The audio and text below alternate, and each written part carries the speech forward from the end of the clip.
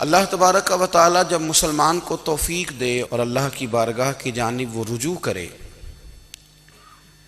تو پھر اس کا رویہ یہ ہونا چاہیے کہ اس کی توجہ ہو اللہ کی جانب۔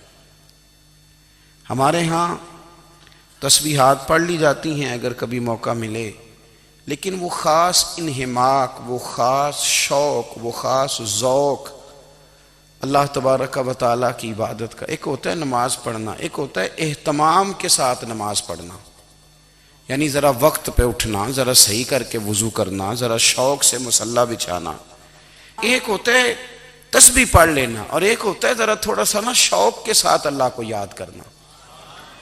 آپ کبھی جو میں نے آیہ کریمہ پڑھی اس کی آپ شان نزول دیکھیں،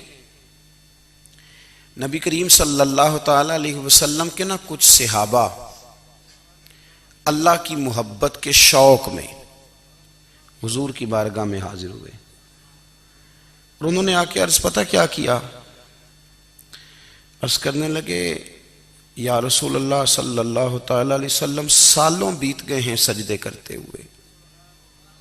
حضور سالوں بیت گئے ہیں تسبیح پڑھتے ہوئے، سالوں بیت گئے کہتے ہوئے کہ سبحان اللہ وہ پاک ہے، ہمیں سالوں بیت گئے یہ کہتے ہوئے کہ اللہ اکبر وہی سب سے بڑا ہے،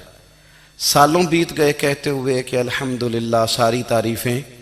اللہ کے لیے، سالوں بیت گئے اس کی تسبیح کرتے، تحلیل کرتے، تکبیر کہتے۔ حضور اب نہ ہمارا اپنے رب سے ملنے کو جی چاہتا ہے، کبھی اے حقیقت منتظر نظر آ نہ لباس مجاز میں، لاکھوں سجدے تڑپ رہے ہیں میری جبین نیاز میں۔ اور اقبال کہنے لگے کہ تیرے عشق کی انتہا چاہتا ہوں، تو میری سادگی دیکھ کیا چاہتا ہوں، میرا ذرا سا تو دل ہے مگر شوق اتنا، میں وہی لن ترانی سنا چاہتا ہوں۔ میرا بھی دل کرتا ہے کہ اللہ میں تجھے کہوں میں تجھے دیکھنا چاہتا ہوں، جس طرح حضرت موسیٰ کلیم علیہ السلام نے کہا تھا، اور تو مجھے کہے کہ لن ترانی تو نہیں دیکھ سکتا، ذرا سا تو دل ہے مگر شوق اتنا، میں بھی وہی لن ترانی سنا چاہتا ہوں۔ پھر کہنے لگے بھری بزم میں راز کی بات کہہ دی، بڑا بے ادب ہوں سزا چاہتا ہوں۔ دیکھو سب لوگوں کے بیچ ہی میں نے یہ کہہ دیا۔ میرے عزیز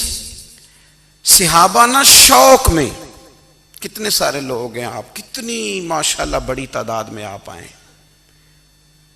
ہم بھی کبھی اس شوق میں گئے ہیں کہ ہمارے رب کو دیکھنے کو دل چاہتا ہے، ہمارا جی چاہے وہ کبھی ہمیں ملے۔ حضرت عبداللہ ابن عمر رضی اللہ تعالیٰ عنہ حضرت عمر کے صاحبزادے، مکہ مکرمہ میں ان کی قبر ہے۔ میں نے جب انہیں پڑھا تو مجھے ان سے بڑا پیار ہو گیا، لیکن آپ کو پتہ ہے وہاں جا کے کسی شخص کا مزار تلاش کرنا یا پوچھنا ایک مشکل کام ہوتا ہے۔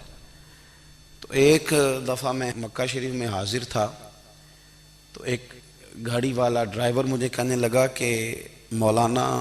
میں آپ کو جانتا ہوں، مجھے آپ سے محبت ہے، ایک بات بتاؤں آپ کو۔ میں نے کہا بتاؤ۔ کہنے لگے حضرت عبداللہ ابن عمر کی قبر دیکھنی ہے۔ میں نے کہا یہ تو نہیں کہہ رہا، یہ کسی نے بندوبست کرایا ہے، یہ اللہ نے تیرے دل میں بات ڈالی ہے، یہ ہو گیا تو لے چل مجھے۔ حضرت عبداللہ ابن عمر کو نبی پاک نے فرمایا تھا راجل صالح، یہ نیک بندہ ہے، یہ متقی آدمی۔ حضرت عبداللہ ابن عمر رضی اللہ تعالیٰ عنہ سیدنا فاروق اعظم رضی اللہ تعالیٰ عنہ کے صاحبزادے ہیں، اور ان کی ہمشیرہ سیدہ حفصہ رضی اللہ تعالیٰ عنہ حضور کی زوجہ محترمہ۔ ایک دن اپنی ہمشیرہ سے کہنے لگے کہ نبی کریم صلی اللہ تعالیٰ علیہ وسلم گھر میں آئے نا، اور اگر حضور غم امت میں پریشان نہ ہوں، طبیعت کو حشاش بشاش دیکھو، تو ذرا پوچھنا تو صحیح حضور کا میرے بارے میں کیا خیال ہے، پوچھنا تو صحیح کہ کریم کی بارگاہ میں میرا کیا مقام ہے، میرے بارے میں حضور کیا فرماتے ہیں۔ اب بہن کو کام بتائے اور بتائے بھی بھائی، اور پھر بہن وہ کام نہ کرے، یہ تاریخ میں ہوتا نہیں۔ حضرت عمر فاروق رضی اللہ تعالیٰ عنہ کی صاحبزادی ام المومنین رضی اللہ تعالیٰ عنہ فرماتی ہیں کہ میں تو بس منتظر تھی، انہوں نے تو کہا تھا نا کہ اگر تم حشاش بشاش دیکھو تو بات کرنا، لیکن حضور تشریف لائے، میری باری تھی، میرے گھر تشریف لائے، کھانا پیش کیا تو فوراً میں نے عرض کی حضور ایک بات پوچھنی تھی۔ تو حضور نے فرمایا پوچھئے۔ میں نے عرض کی حضور میرے بھائی عبداللہ ابن عمر کے بارے میں آپ کا کیا خیال ہے؟ نوجوانوں میری بات پہ غور کرنا، میرے بھائی کے بارے میں آپ کا کیا خیال ہے؟ تو نبی کریم صلی اللہ تعالیٰ علیہ وآلہ وسلم نے میری طرف دیکھا اور پھر حضور زیر لب تھوڑا مسکرائے، اور بریلی کے امام کہتے ہیں کہ حضور مسکرا دیتے تھے نا تو جو بڑا دکھی ہوتا تھا وہ بھی ہنس پڑتا تھا۔ اب سوال پیدا ہوتا تھا کہ پھر تو اس مسکراہٹ کے لیے انتظار کرنا پڑتا ہوگا کئی مہینے کہ حضور مسکرائیں تو رونے والے ہنسیں، تو اعلیٰ حضرت فرماتے نہیں، انتظار نہیں کرنا پڑتا، یہ مسکراتے رہنا تو حضور کی عادت ہے۔ جس کی تسکین سے روتے ہوئے ہنس پڑے اس تبسم کی عادت پہ لاکھوں سلام، یعنی یہ تو عادت ہے حضور کی مسکراتے رہنا، اس کے لیے انتظار نہیں کرنا پڑتا۔ بھائیو آپ خیال رکھیں گے، غور کریں گے، حضرت عبداللہ ابن عمر رضی اللہ تعالیٰ عنہ کے بارے میں پوچھا تو سیدہ فرماتی ہیں کہ نبی کریم صلی اللہ تعالیٰ علیہ وسلم نہ زیر لب مسکرائے اور فرمایا حفصہ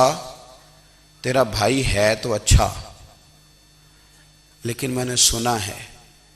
کہ عشاء کی نماز پڑھتا ہے تو فجر تک سویا ہی رہتا ہے۔ او نوجوانوں، 10 بجے تک سونے کی بات نہیں ہوئی، 9 بجے تک سونے کی بات نہیں ہوئی، 11 بجے اٹھنے کی بات نہیں۔ حضور فرمانے لگے میں نے سنا ہے کہ عشاء کی نماز پڑھ کے سو جاتا ہے اور فجر تک سویا ہی رہتا ہے، اسے چاہیے